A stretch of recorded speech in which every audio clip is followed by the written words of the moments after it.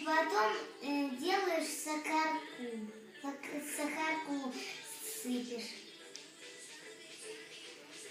И потом сыпешь сахарку. И потом сворачиваешь гусеничку. Потом делаешь дырочку.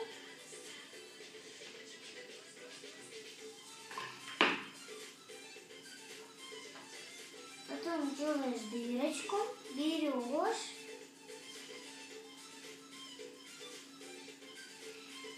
и вытаскиваешь ушки, похожие у зайчика.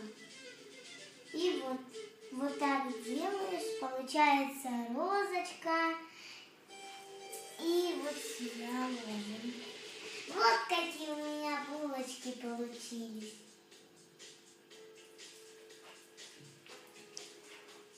И вот какие они на самом деле.